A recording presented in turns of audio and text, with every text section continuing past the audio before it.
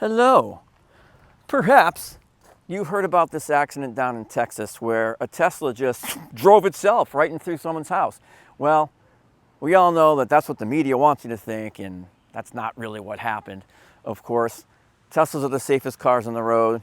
FSD software is flat out amazing. The conversation now should be, not is the software safe enough, but are the meatbags in the driver's seat safe enough? Let's go for a drive on FSD and we'll talk about this little topic. Let's go.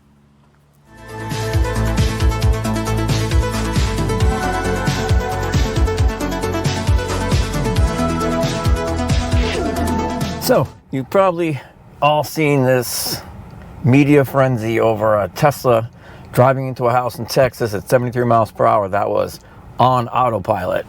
Well, most of us Tesla owners know what that means, that that's a bunch of BS. That never happens. It wouldn't happen.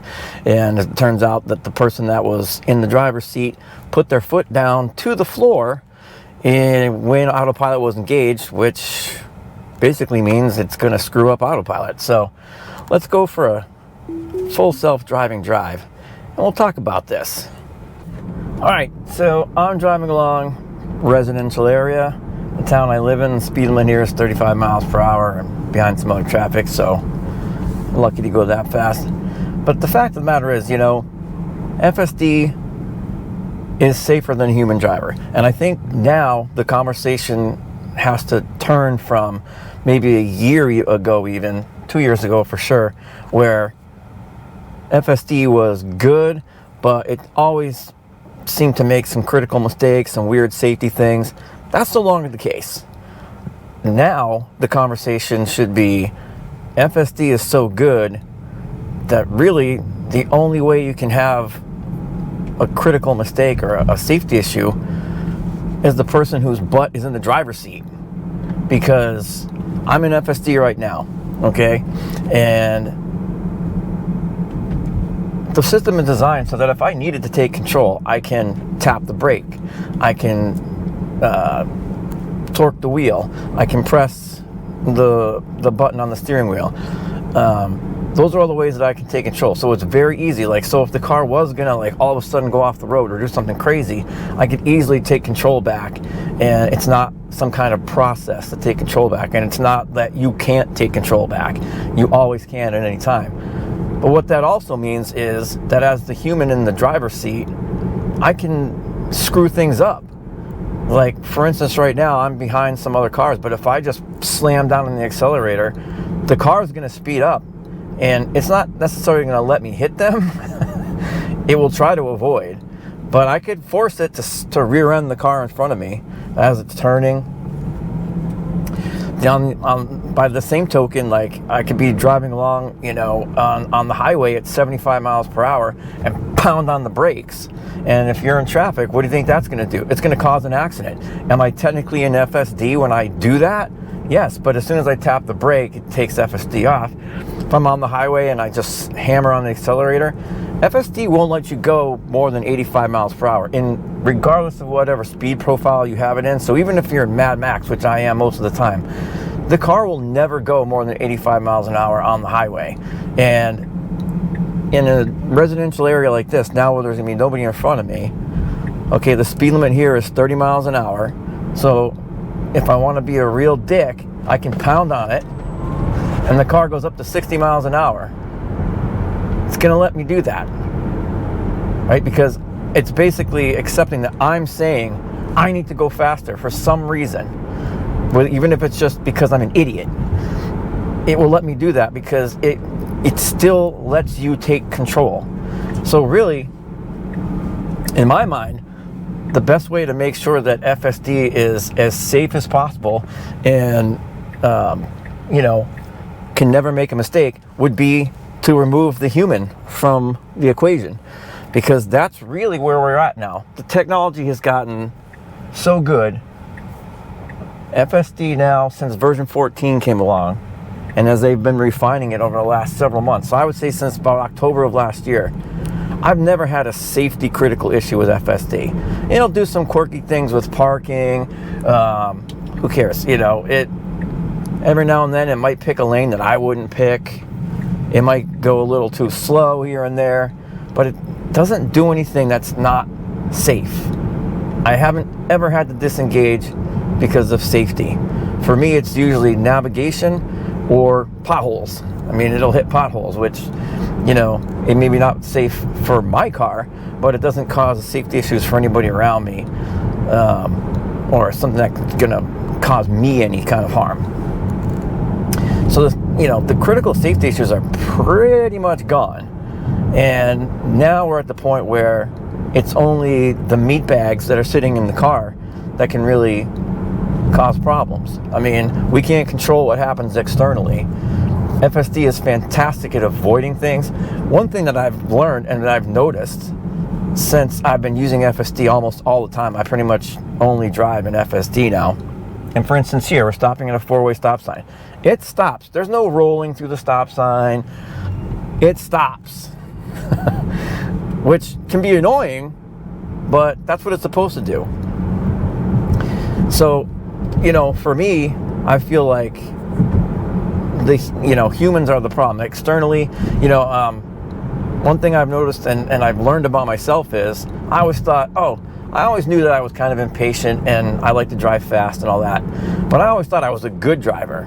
FSD really teaches you that maybe you're not such a great driver. Like, FSD is way more cautious than me. And again, even in, you know, Mad Max mode, where it goes a little faster and make a little more aggressive lane changes on the highway, it's never unsafe. It doesn't cut people off. It doesn't tailgate anybody. It doesn't weave in and out of the lanes. Like, you know, we've all been on the highway where we've seen some, you know, 19-year-old moron in their Civic Si or whatever, or their Altima, going 100 miles an hour and driving into the breakdown lane to pass people. Like, it won't do that.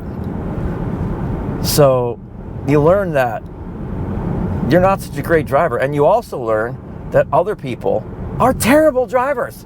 What people do on the roads is terrible. The amount of people I see just on a daily basis, whether when I'm out walking and I see cars going by, or I'm out in the car and I'm on the highway or wherever, people with their freaking cell phones in their hand on top of the steering wheel, or looking down at their cell phone. They don't have FSD. They don't have FSD in their Honda CR-V or their Rogue, you know, or their Silverado pickup truck. They don't have FSD.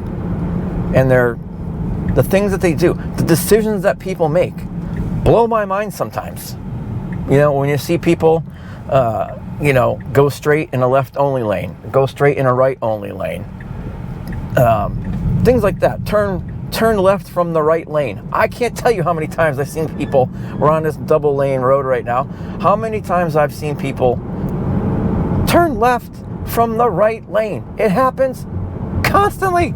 So this whole media narrative that they're always trying to bag Tesla because they don't like Elon, because he doesn't play on their side of the fence anymore, that bullshit's got to stop. Because whether you like Elon or not, it's an insult to all the engineers and the software developers, all the people that work in Tesla AI, all the people that work for Tesla that build these cars that are the safest cars on the road.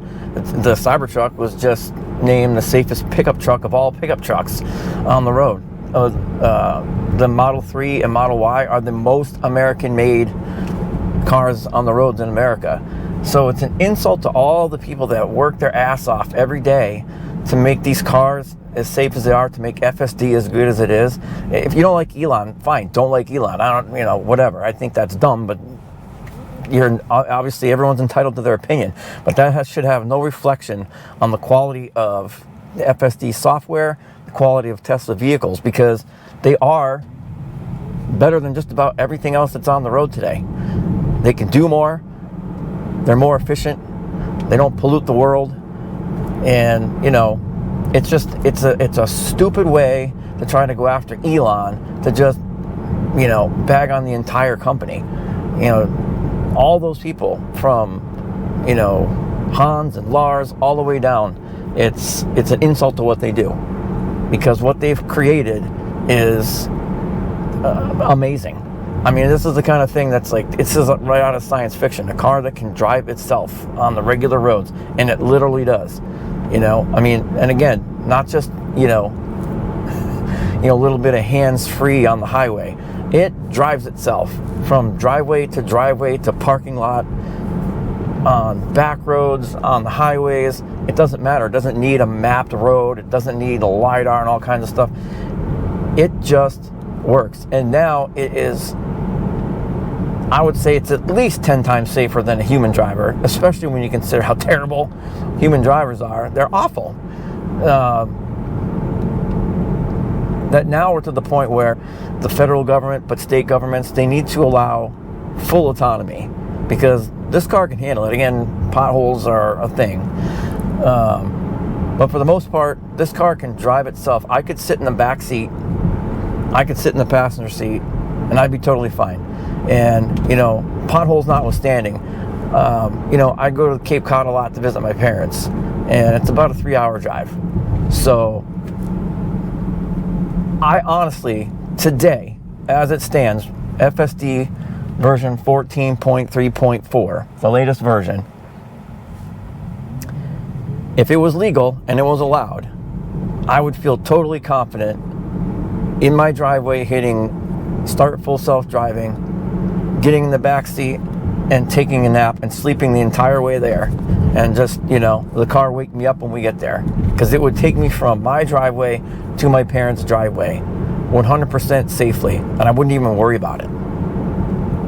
You know, it's kind of like when you get on an airplane, you know, you're not flying the plane, and honestly, the pilots barely fly the plane. They kind of take off and land, but for the most part, it's a computer that flies the plane. It's autopilot most of the way, and you don't think about it.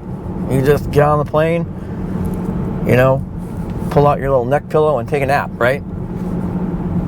FSD has gotten to the point where it is so good now that I would not hesitate, if it was legal and it was allowed, to just let the car drive and fall asleep, read a book, surf the internet, whatever. I wouldn't even worry about it. I mean, it's that good. And it's been so long since I've had anything that I consider to be a safety issue. And, you know, is any system perfect? No. Nothing's perfect. But Tesla just puts so much emphasis on safety. Sometimes I even think it's like it's too much. You know, like they like overdo it. I mean, especially with the stop signs and stuff. Like, you know, it stops and it like takes its time. What do I do? You know, is there anybody coming? Is it safe to go through the stop sign? Like right now, right? Like totally safe. We're going to be behind an 18-wheeler on a back road, so it's going to be painfully slow, but it's going to keep its distance. It's not going to run up under the back of this trailer truck that we're going to catch up to in a minute. It's not going to do that. It's going to keep a safe distance. So, you know, if that 18-wheeler suddenly slammed on the brakes, the car is going to see it and stop in time, safely. It's just that good. You know, one of the other things I noticed too is when I'm on the highway now, and maybe, I don't know if drivers have just gotten worse in the last several months or in the last year, or if maybe I just never really noticed it, but the amount of 18-wheelers that cross the dotted lines on the highway, you know, just a little bit, they waver. Like, maybe I just never noticed it when I was manually driving all the time, because it's like not that big of a deal. But FSD notices it. When the 18-wheelers start to cross over, the car adjusts. It either moves itself over if it's safe to do so, or it will slow down and back off. And that, for me, someone who's incredibly impatient, I find that to be annoying, but it's the safe thing to do. It's probably the right thing to do, and that's what FSD does. So again, it's just so much safer than a human driver now at this point, that the conversation should turn from, you know, is FSD safe, to is the human moron that's supervising FSD smart enough, good enough to be allowed to supervise anymore? Because humans make mistakes. Humans make the wrong decision most of the time. And that case in Texas is a perfect example. I mean, I guess maybe it will come out later as to why, but the person that was driving that Tesla in autopilot, it wasn't even an FSD, it was an autopilot, apparently. They put their foot to the floor on the accelerator. Why?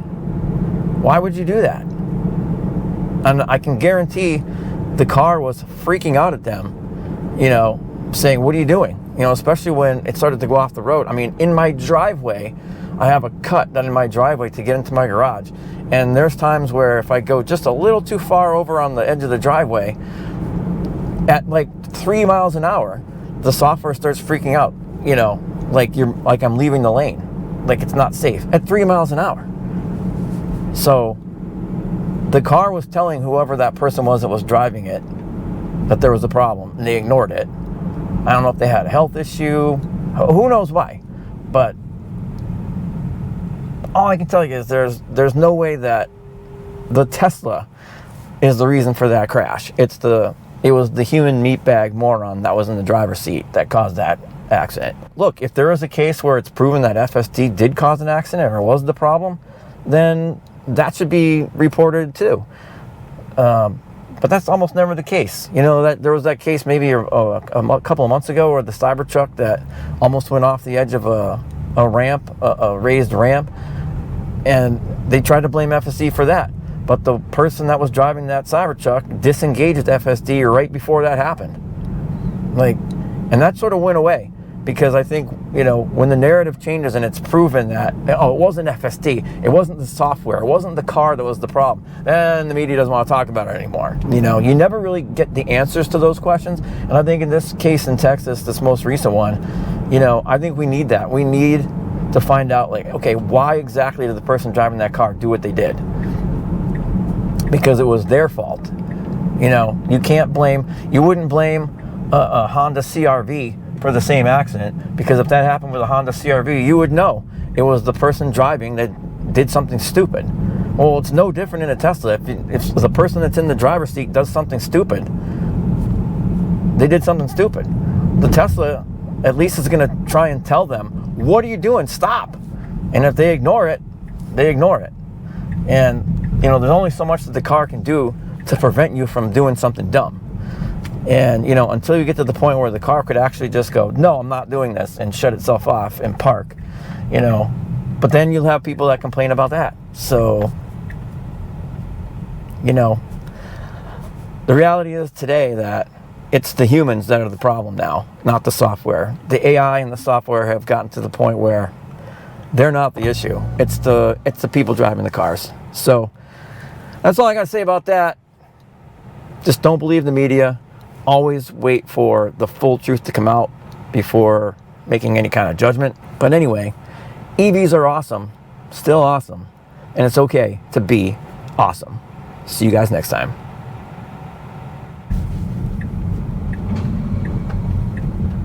He knows what to do.